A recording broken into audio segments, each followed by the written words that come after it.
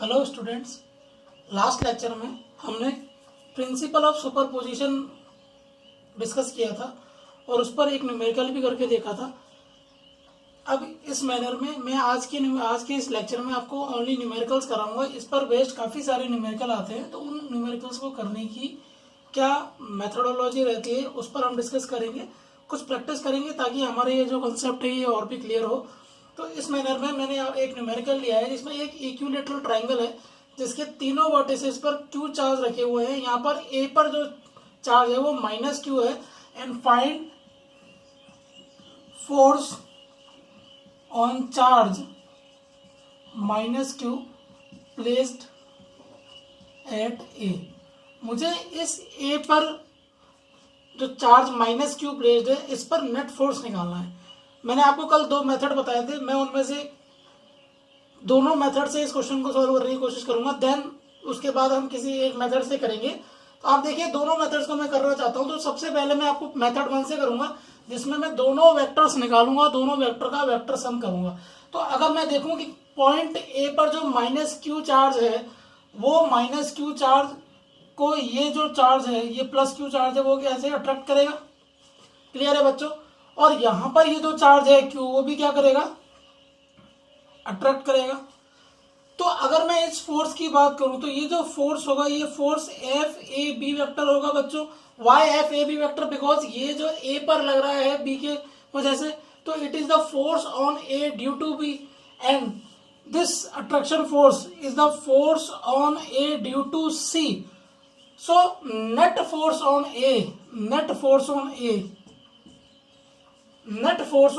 is the vector sum of F A B vector plus F A C vector. Clear है, कोई confusion नहीं है बच्चों, क्योंकि ये माइनस क्यू को ये प्लस क्यू अट्रैक्ट करेगा और ये माइनस क्यू को ये प्लस क्यू अट्रैक्ट करेगा।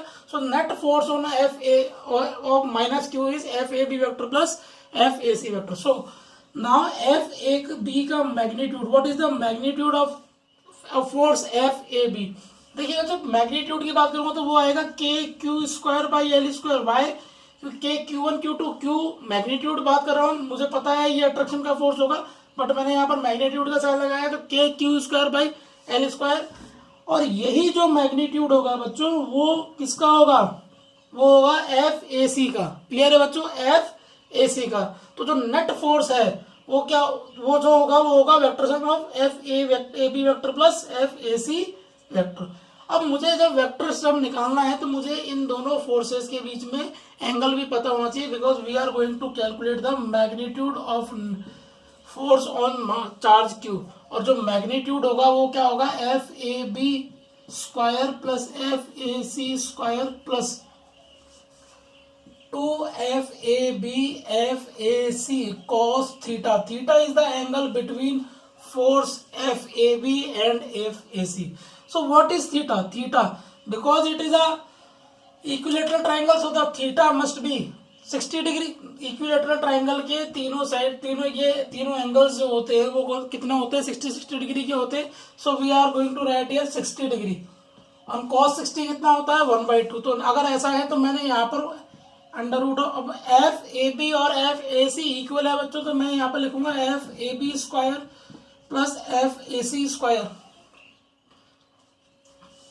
प्लस एफ ए बी ही लिखता हूं बच्चों मैं यहाँ पर F A B square into 1/2। 2 से 2 कैंसिल आउट हो गया तो ये भी कितना आ गया √3 एफ ए बी और ये एफ ए वेक्टर का मैग्नीट्यूड। और what is F A vector, F A B is √3 K Q square by L square. Clear है बच्चों। और अगर मैं जब एंगल देखूंगा तो देखो बच्चों, जब दोनों मैग्नीट्यूड सेम होना, दोनों फोर्स के मैग्नीट्यूड सेम हो तो ये जो रिजल्टेंट होता है ये इसकी बिल्कुल बीच में से जाता है, बिल्कुल मिड से जाता है। तो ये जो एंगल होगा ये कितना होगा 30 डिग्री होगा। कितना होगा बच्चों 30 डिग्री होगा। तो मैं इसका एंगल भी निकाल सकता हूँ, tan alpha is equal to F A B cos theta upon F A C plus F A B sine theta. यहाँ पर थीटा वैल्यू पुट करिएगा, थीटा 60 पुट करेंगे तो अल्फा की वैल्यू कितनी आएगी, वो आ जाएगी 30 डिग्री। क्लियर है बच्चों। तो ये आपका एक मेथड है जिससे आप मैग्नीट्यूड एंड डायरेक्शन दोनों अलग अलग निकाल सकते हैं। अब मैं आपको जो सेकंड मेथड मैंने आपको बताया था वो बताया था जिसमें हम मैग्नीट्यूड और डायरेक्शन एक साथ निकालेंगे and in the form of vector form, क्योंकि मुझे पता है वेक्टर फॉर्म का मीनिंग ही यही होता है कि which conclude which magnitude and direction both. Okay, आप इसको नोट डाउन कर लिए। देन इसी क्वेश्चन को हम वेक्टर मेथड से सॉल्व करने की प्रैक्टिस करते हैं।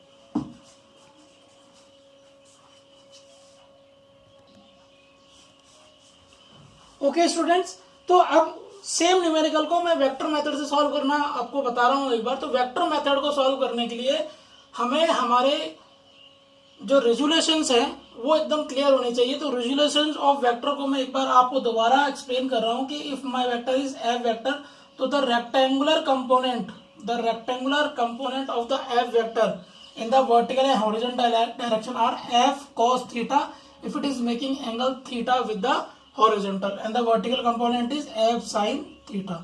तो देखिए बच्चों, यहाँ पर ये जो एफ ए बी वेक्टर है ये भी किसी एंगल पे इंक्लाइंड है और एफ ए सी वेक्टर भी किसी एंगल पर इंक्लाइंड है। तो अगर मैं इसको रेक्टेंगुलर कंपोनेंट कंपोनेंट में तोड़ूंगा, रिजॉल्व करूंगा, तो यहाँ पर इसका एफ ए बी वेक्टर का हॉरिजॉन्टल कंपोनेंट ये आएगा और रेक्टेंगुलर वर्टिकल कंपोनेंट इस तरह से आएगा। और अगर एफ ए सी को करूंगा तो इसका हॉरिजॉन्टल इस तरह से आएगा और वर्टिकल इस तरह से आएगा।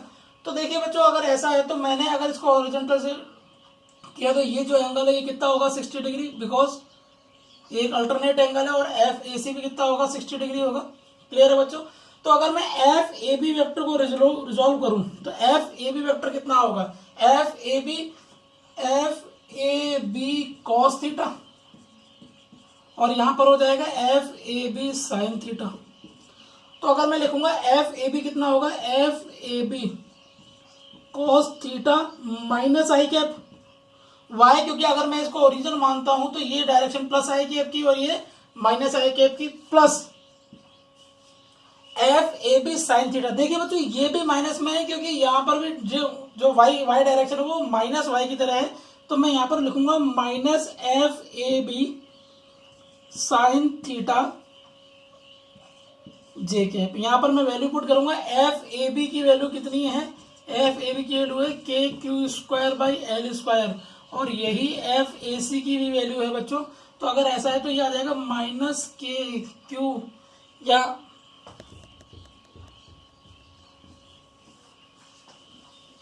मैं यहाँ पर एफ ए बी कॉस 60 होता है 1/2 I cap minus F A B A by 2 J cap, ये मेरा एफ ए बी वेक्टर आया बच्चों। इसी तरह से मैं एफ ए सी इंक्लूड करूंगा तो एफ ए सी का रेजुलेशन करूंगा तो यहाँ पर जो हॉरिजॉन्टल कंपोनेंट है वो प्लस आई कैप है, तो ये आ जाएगा F A C cos theta I cap minus F A C sine theta J cap. Clear है बच्चों? F A C cos theta plus का ए कैप और F A C sine theta minus का जे कैप। अगर मैंने यहाँ पर F A सी को अगेन करूँ तो ये आ जाएगा F A C sine theta, sorry sine 60 होता है √3/2 F A B into √3/2 J cap और यहाँ पर एफ ए सी कॉस 60 मतलब by 2 I cap minus F A C √3/2 J cap. Clear है बच्चों? तो F A vector net force on वो क्या आ जाएगा, F A B vector plus F A C vector. मुझे पता है नेट फोर्स ऑन ए वो कितना होगा, F A B vector plus F A vector कितना हो जाएगा, F A B vector plus F A C vector. Clear है बच्चों? तो अगर ऐसा है तो एफ ए बी वेक्टर के मैं यहाँ पर वैल्यू पुट करूंगा तो एफ ए बी और एफ ए सी का मैग्नीट्यूड इक्वल है। क्लियर है बच्चों? तो ये माइनस का एफ ए बी और ये प्लस एफ का ए सी बाई 2 जो है वो क्या हो जाएंगे, कैंसिल आउट हो जाएंगे और यहाँ पर मैं जब इसको करूंगा तो यहाँ पर आ जाएगा 2 minus F A B by 2, ये ऐसे लिखेंगे इसको minus √3/2 F A B J cap minus √3/2 F A C J cap. F A B A C बरा इक्वल है तो ये आ जाएगा 2 टाइम्स हो गया तो ये आ जाएगा -√3 FABJ। क्लियर है बच्चों। और अगर ऐसा है मुझे केवल इसका मैग्नीट्यूड चाहिए तो आ जाएगा √3, ये minus shows the direction net of net force, तो √3KQ²/L²,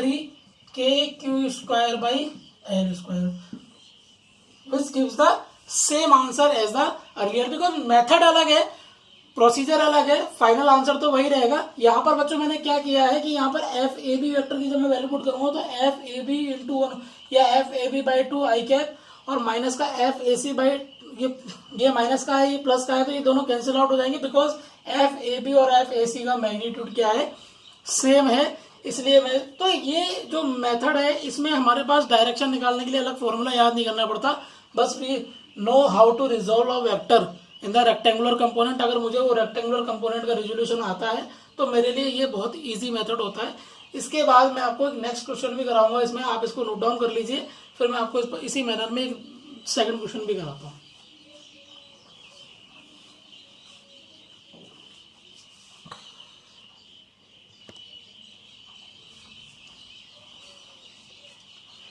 देखिए स्टूडेंट्स, यहाँ पर अगेन एक इक्विलेटरल ट्रायंगल लिया हुआ है और यहाँ पर इस बार मैंने -Q यहाँ पर ना लेकर यहाँ पर लिया हुआ है और मुझे अगेन पूछा गया है कि चार्ज Q पर नेट फोर्स निकालना है जो कि प्लेस्ड है पॉइंट A पर। तो इस वाले पॉइंट A पर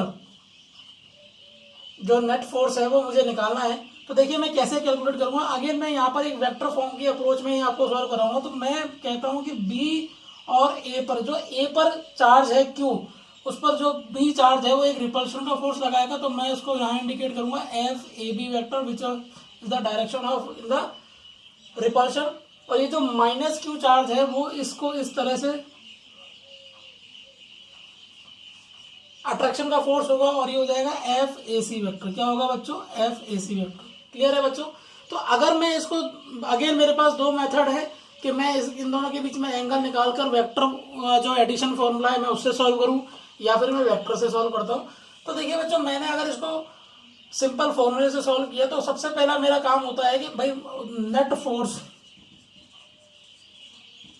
on charge Q FA vector is equal to FAB vector plus FAC vector. और अगर ऐसा है तो FA का मैग्नीट्यूड क्या होगा बच्चों? अगेन FA का मैग्नीट्यूड हो जाएगा FAB square plus FAC square plus 2FAB FAC cos theta, sorry FAC cos theta. यहाँ पर अगर मैं FAB के मैग्नीट्यूड की बात करूँ तो FAB का मैग्नीट्यूड और FAC का मैग्नीट्यूड जो है वो सेम है और वो कितना है KQ²/L²। और जो थीटा है बच्चों, तो थीटा क्या है? थीटा है 160 डिग्री, बिकॉज इक्विलेटरल ट्राइंगल के इन साइड्स के बीच में एंगल होता है 60 डिग्री और ये कितना होता है? तो कॉस थीटा या फिर थीटा जो है वो कितना है? 180 डिग्री। तो मैं अगर यहाँ पर वैल्यू पुट करूँ बच्चों तो इट इज वेरी सिंपल। तो मुझे पता है FAB और FAC इक्वल है, तो FA का मैग्नीट्यूड जो आएगा वो आ जाएगा FAB square plus FAC square, या मैं इसको AB स्क्वायर ही लिखता हूँ, plus 2FAB square cos 180 degree -1/2 होता है बच्चों। कॉस 180 डिग्री -1/2 होता है। तो मैंने इसको सॉल्व किया तो 2 से 2 कैंसिल आउट हो गया।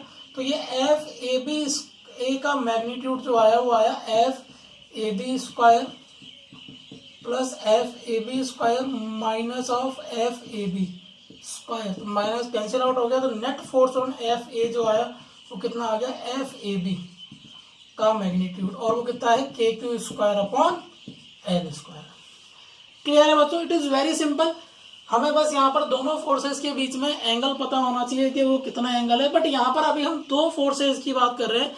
कभी कभार हमारे पास क्वेश्चन जो होते हैं मल्टीपल फोर्सेस की भी आ जाते हैं, जिसमें 3 फोर्स एक साथ लग रहे हैं। हम अभी स्क्वायर का फॉर्मूला, स्क्वायर के वर्टिसेस पर रखे हुए चार्जेस के बारे में भी बात करेंगे। तो वहाँ पर ये थोड़ा सा कैलकुलेशन थोड़ी सी लेंदी हो जाती है। वहाँ पर हम वेक्टर फॉर्म यूज करेंगे। मैं इसको भी आपको वेक्टर फॉर्म में यूज करना बताऊंगा, बट वहाँ पर आपको बस रेजोल्यूशन आना चाहिए। अगेन अगर मुझे एंगल निकालना है तो एंगल निकालने के लिए मुझे tan अल्फा वाला फॉर्मूला पता है, Q sin theta upon P plus Q cos theta. उसको फाइंड आउट करके आप वो एंगल जो डायरेक्शन है वो भी निकाल सकते हैं। तो बेसिकली आपके 12th लेवल में मैग्नीट्यूड पूछा जाता है। तो अगर आप इससे कर ले या वेक्टर वाले फॉर्मूले से कर ले तो वो दोनों ही सही हैं। अब मैं आपको इसको वेक्टर वाले मेथड से सॉल्व करके दिखाता हूँ कि उस तरह से, उस मेथड से ये किस तरह से सॉल्व हो सकता है।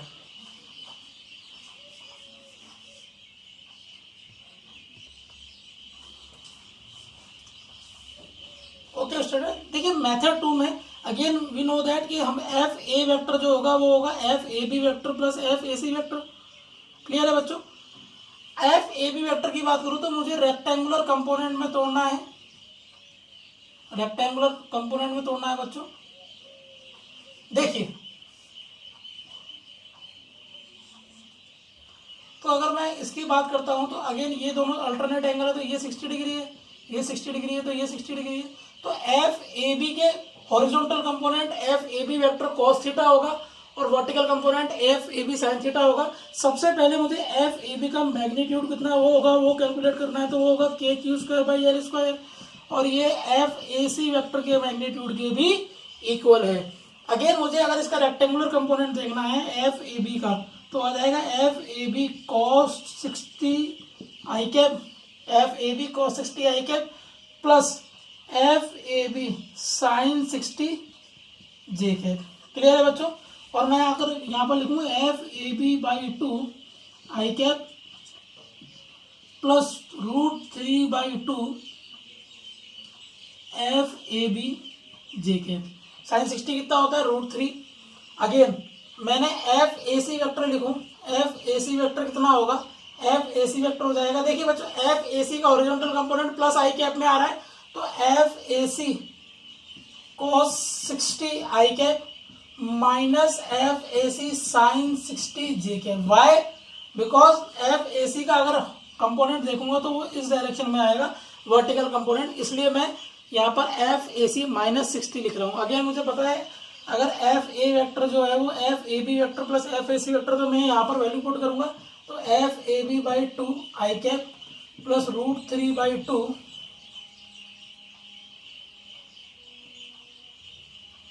F A B J cap, F A C by 2 I cap cos 60 जो है वो एफ 1/2 होता है minus √3/2 F A C J cap. देखिए बच्चों एफ ए बी और एफ ए सी का मैग्नीट्यूड सेम है, इसलिए ये दोनों कैंसिल आउट हो जाएंगे, और जो एफ ए वेक्टर आएगा वो आ जाएगा 2 times of F A B by 2 I cap, और यहाँ से 2 से 2 कैंसिल हो जाएगा, तो एफ ए वेक्टर जो आ जाएगा वो आ जाएगा F A B I cap या फिर K Q square by L square I cap. और अगर मुझे इसका मैग्नीट्यूड निकालना है तो मुझे पता है मैं मैग्नीट्यूड आराम से किसी भी वेक्टर का निकाल सकता हूँ, तो एफ ए का मैग्नीट्यूड जो आएगा वो आ जाएगा K Q square by L square. तो मैं आपको हर सारे न्यूमेरिकल 2 मेथड से बता रहा हूँ, जो भी आपको इजी लगे वो दोनों में से वो मेथड आप अडॉप्ट कर सकते हैं, और it is very easy. Practice से हमारा ये जो मेथड है वो सॉल्व हो जा, ये जो क्वेश्चन है वो इजीली सॉल्व हो जाते हैं। इस तरह के क्वेश्चन न्यूमेरिकल जो है वो आपके बोर्ड में आते हैं। कभी कभार ये जेई मेन में भी इस मेथड पर क्वेश्चन पूछ लेता है, थोड़े से ट्रिकी होते हैं, वहाँ पर इतनी सारी कैलकुलेशन करने की जरूरत नहीं होती, हमारे माइंड में वो शेप्स क्लियर हो जाती है। मैं आगे बताऊंगा आपको कि किस तरह से वो डिफरेंट टाइप ऑफ क्वेश्चंस पूछे जाते हैं। इसके बाद हम नेक्स्ट न्यूमेरिकल डिस्कस करते हैं, आप इसको नोट डाउन कर लीजिए।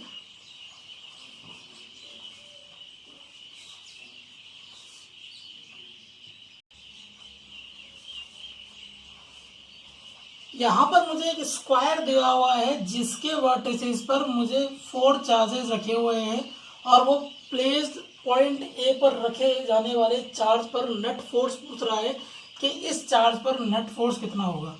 तो अगर मैं देखूँ कि स्क्वायर में 4 वर्टिसेस होते हैं, तो इस क्यू चार्ज पर बाकी 3 जो होंगे वो फोर्स लगाएंगे। मैं यहाँ पर इसको वेक्टर मेथड पर पहले आपको सॉल्व करके बता रहा हूँ, देन उसके बाद मैं आपको दूसरे मेथड, तो फर्स्ट मेथड था मेरा, उससे सॉल्व करके बताऊंगा। तो वेक्टर मेथड में जाने के लिए अगेन मैंने कहा कि आपको सबसे पहले रिजोल्यूशन ऑफ वेक्टर आना चाहिए। मैं देखता हूँ कहाँ तक वो मुझे यूज आएगा। तो सबसे पहले मैंने इसको अगर ओरिजिन माना और बोला कि भाई ये जो क्यू चार्ज है वो इसको इस तरह से क्या करेगा, रिपेल करेगा, तो ये हो जाएगा एफ ए डी वेक्टर। क्या हो जाएगा बच्चों? F A D vector. ये जो डी चार्ज है ये इसको रिपेल करेगा अलोंग द लाइन से, तो ये आ जाएगा एफ ए डी वेक्टर। और ये जो क्यू चार्ज है वो इसको इस तरह से एफ ए बी वेक्टर क्या करेगा, रिपेल करेगा। और ये जो सी पॉइंट पर क्यू चार्ज रखा हुआ है ये भी इसको क्या करेगा, अलोंग द लाइन ज्वाइनिंग क्या करेगा,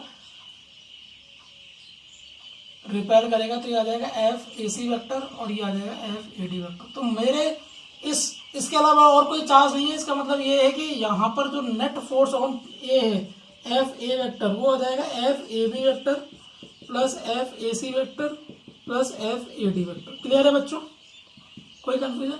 अब यहाँ पर मैं तीनों वेक्टर्स के मैग्नीट्यूड देख लेता हूँ कि वो मैग्नीट्यूड सेम है, डिफरेंट है या क्या है। तो अगर मैं एफ ए बी की बात करूँ तो एफ ए बी का मैग्नीट्यूड जो होगा वो हो जाएगा K Q square upon A square.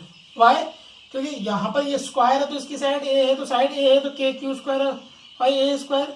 और अगर मैं एफ ए सी के मैग्नीट्यूड की बात करूँ, एफ ए सी के मैग्नीट्यूड की, देखिए बच्चों यहाँ पर के क्यू स्क्वायर, ये डिस्टेंस कितनी होती है अलोंग द लाइन ज्वाइनिंग की बात करिए तो ये डिस्टेंस कितनी होती है, ये ए है ये ए है, तो ये √2 है। पाइथागोरस थ्योरम से मैंने निकाला है। अगर आपको कंफ्यूजन है तो मैं यहाँ पर आपको सॉल्व करके दिखा देता हूँ कि अगर ये ए है ये ए है तो ये हाइपोटेनस कितना होता है, ये होता है √a square plus A square, तो मतलब √2a। तो यहाँ पर मुझे √2a का होल स्क्वायर करना है जो कि कितना होता है।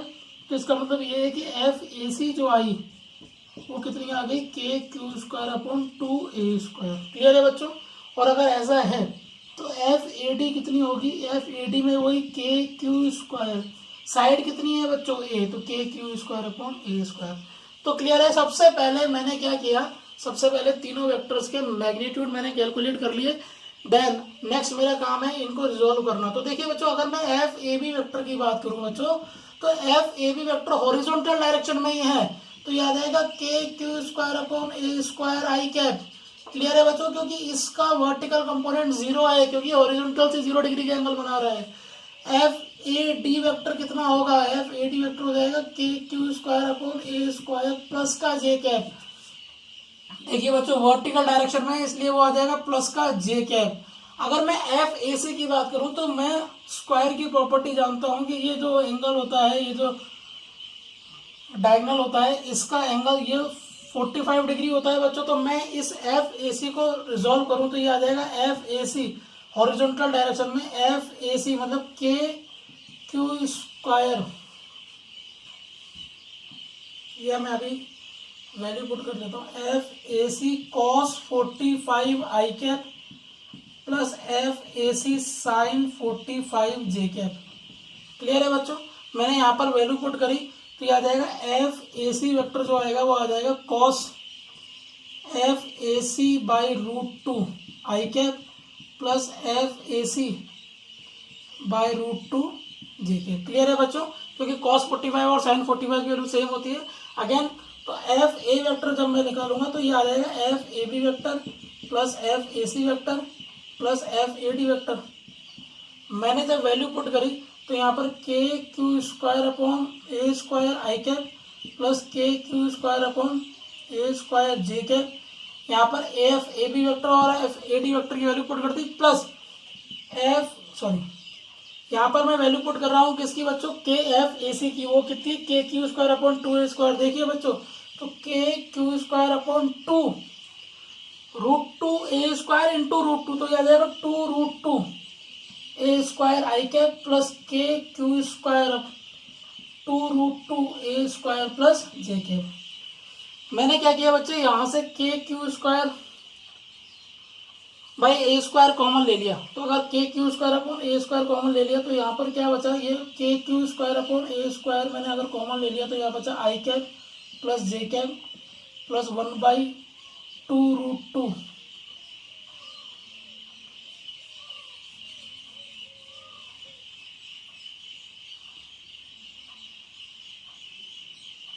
आई cap plus K Q square upon 2√2a square J cap. Clear है बच्चों? कोई कंफ्यूजन नहीं है। मैंने यहाँ पर सिंपल क्या किया है,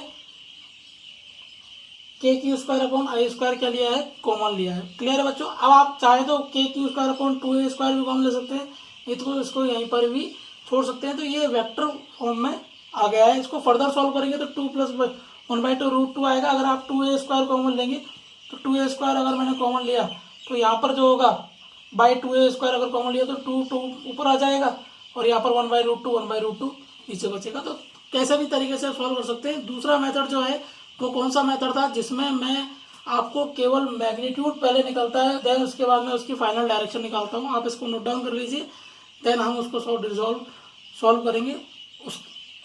उस मेथड से भी मैं आपको बताता हूँ कि वो मेथड से किस तरह से होगा।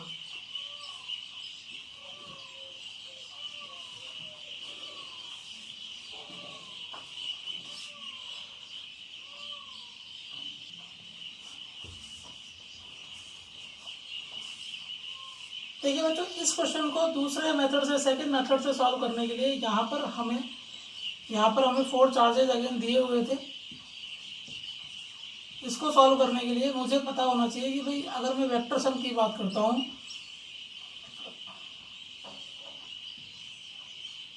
तो ये FABCD, तो FAB वेक्टर और FAT वेक्टर और FAC वेक्टर। यहाँ पर FAB और FAC के बीच में, FAB और FAD के बीच में 90 डिग्री का एंगल है। तो जो नेट फोर्स FA वेक्टर होगा वो होगा FAB vector plus FAC vector plus FAD vector. मैं यहाँ पर इसको पहले AD ले लेता हूँ क्योंकि पहले मैं इन दोनों वेक्टर्स को सॉल्व करूंगा। और इन दोनों वेक्टर्स का अगर मैं इसको मैंने बोल दिया F वेक्टर, इन दोनों के लेट F वेक्टर क्या हो जाएगा, FAB vector plus FAD vector, sorry AD vector. और इस दोनों के रिजल्टेंट को अगेन मैं देखूंगा, यहाँ पर पुट करूंगा, क्योंकि एक साथ 3 वेक्टर्स को हम सॉल्व नहीं कर सकते हैं। दैट्स वाई पहले मुझे ये करना पड़ेगा।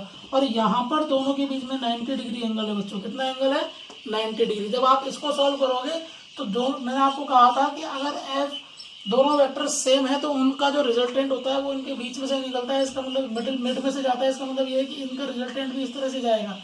तो F वेक्टर भी इसी डायरेक्शन में होगा। तो इस हिसाब से जब मैं वैल्यू पुट करूंगा इसमें, तो F वेक्टर और FAC वेक्टर के बीच में 0 डिग्री का एंगल होगा। देन मैं उसको सिंपल कैलकुलेट कर दूंगा। आप इसको करके देखिएगा। नेक्स्ट क्लास में मैं आपको इसका सोल्यूशन भी बताऊंगा। देखिए बच्चों, मैं आपको थोड़ा सा हिंट दे देता हूँ। जब मैं F वेक्टर की बात करूंगा तो F वेक्टर जो आएगा FAB² plus FAD² plus 2FAB FAD cos 90। cos 90 0 होता है बच्चों, दोनों का मैग्नीट्यूड सेम है, तो ये √2FAB आएगा या फिर √2KQ² अपॉन A² आ जाएगा। और यहाँ पर अगर मैं FAB की बात करूँगा तो आ जाएगा F vector plus FAC vector. और जब मैं इनकी बात करूँगा तो थीटा कितना है बच्चों, 0 डिग्री। तो FA वेक्टर जो आएगा वो आ जाएगा √2KQ² अपॉन A² और FAC की वैल्यू कितनी है, KQ² अपॉन 2A²। ये डायरेक्ट इसका मैग्नीट्यूड मैंने आपको आंसर लिख दिया है। आप इसको मैच कर लेना कि ये आपका आंसर आ रहा है या नहीं आ रहा है। क्लियर है बच्चों, कोई कंफ्यूजन है? फिर नेक्स्ट क्लास में मैं आपको इसको पूरा सॉल्व करके बताऊंगा। आप देखिएगा इस मेथड से, पहले आप इन दोनों को सॉल्व करिएगा तो थीटा 90 से जो नेट मैग्नीट्यूड ये आएगा और इसका जो डायरेक्शन होगी वो इस FAC की डायरेक्शन में ही होगी।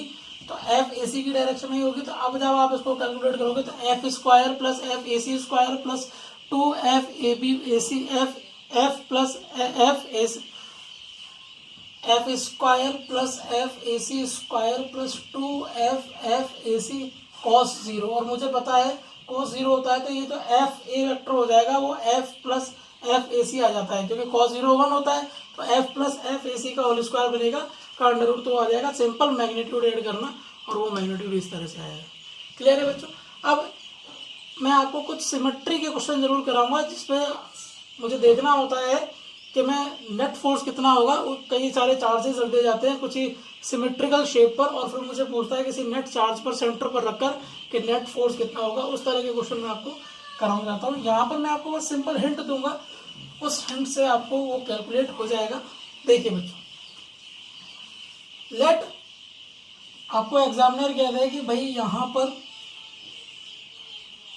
प्लस Q चार्ज रखा हुआ है, यहाँ पर प्लस Q रखा हुआ है, यहाँ पर प्लस Q रखा हुआ है, यहाँ पर प्लस Q रखा हुआ है, और ये स्क्वायर है और यहाँ पर एक सेंटर पर Q चार्ज रखा हुआ है। तो बताइए कि इस स्मॉल Q चार्ज पर कितना फोर्स लगेगा। देखिए बच्चों, अगर मैं सिंपल सी बात करूँ तो ये जो प्लस Q चार्ज है ये इसको इस तरह से रिपेल करेगा। क्लियर है बच्चों? और अगर मैं इसकी बात करूं तो ये भी अलोंग द लाइन जो नहीं क्या लगेगा, रिपेल करेगा। क्लियर है बच्चों। अगर मैं बात करता हूँ इनकी मैग्नीट्यूड की, तो आपको पता होगा कि दोनों दो वेक्टर्स के बीच में अगर मैग्नीट्यूड जो होता है वो R square equal to A square plus B square plus 2ab cos theta होता है, और थीटा अगर 180 डिग्री है, कितना है बच्चों, तो आर की वैल्यू ए माइनस बी हो जाती है, और अगर ए इक्वल टू बी है तो आर की वैल्यू कितनी हो जाती है, 0। तो देखिए बच्चों यहाँ पर अगर मैं इन दोनों की बच्चे फोर्स निकालूँ तो के क्यू बाई ये डिस्टेंस और के क्यू भाई ये डिस्टेंस, तो ये दोनों डिस्टेंस तो सेम है बच्चों। तो अगर ऐसा है तो ये जो नेट फोर्स है आपस में क्या हो जाएगा, कैंसिल आउट हो जाएगा। और यहाँ पर की अगर मैं बात करूँ तो ये चार्ज भी इसको क्या करेगा, रिपेल करेगा, और ये चार्ज भी इसको क्या करेगा, रिपेल करेगा। तो ये दोनों भी आपस में क्या कर देंगे, कैंसिल आउट कर देंगे, इसलिए जो नेट फोर्स आएगा ऑन चार्ज क्यू वो कितना आएगा, 0 आएगा। सपोज एग्जामिनर कहते हैं यहाँ पर 2q चार्ज रख दिया, अब बताइए क्या होगा। तो मैं देखते ही बोल दूँ कि नहीं सर ये चार्ज सेंटर पर रखा हुआ है तो ये 0, नहीं ये गलत होगा। आप देखिए इसमें कि ये दोनों चार्ज तो आपस में क्या कर रहे हैं, कैंसिल आउट हो रहे हैं, पर यहाँ पर इस पर जो चार्ज है वो 2q के बराबर नहीं है।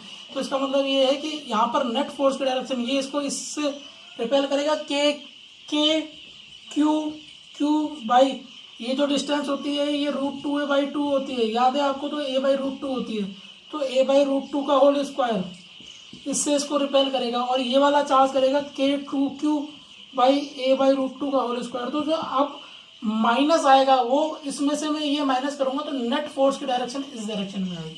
क्लियर है बच्चों। सपोज कर दो वो कहता है कि यहाँ पर -q चार्ज रख दिया उसने, क्लियर है बच्चों। तो अगेन मैं कहूँगा कि यहाँ पर -q रख दिया, एनसीईआरटी में इस तरह का एक क्वेश्चन है, मैं आपको सॉल्व करके बताऊंगा अभी। अगर यहाँ पर -q चार्ज रख दिया तो ये दोनों चार्ज तो आपस में क्या कर रहे हैं, रिपेल कर रहे हैं। बट देखिए ये चार्ज यहाँ पर इसको रिपेल कर रहा है, अट्रैक्ट कर रहा है, रिपेल कर रहा है, और ये चार्ज -q इसको क्या कर रहा है, अट्रैक्ट कर रहा है। तो जो नेट फोर्स की डायरेक्शन आएगी वो इस तरह की आएगी। तो यहाँ पर जो नेट फोर्स आ जाएगा वो एक तो इसके कारण आएगा k बाई a/√2 का होल स्क्वायर, और प्लस k a/√2 का होल स्क्वायर। क्लियर है बच्चों। तो इस तरह से सिमेट्री के कुछ क्वेश्चंस किए जाते हैं। एनसीईआरटी में जो न्यूमेरिकल दे रखा है वो मैं आपको इसी मेथड पर हम देखते ही बता देंगे कि उसका आंसर कितना होगा। क्लियर है बच्चों। देखिए वो एनसीईआरटी का क्वेश्चन क्या कहता है।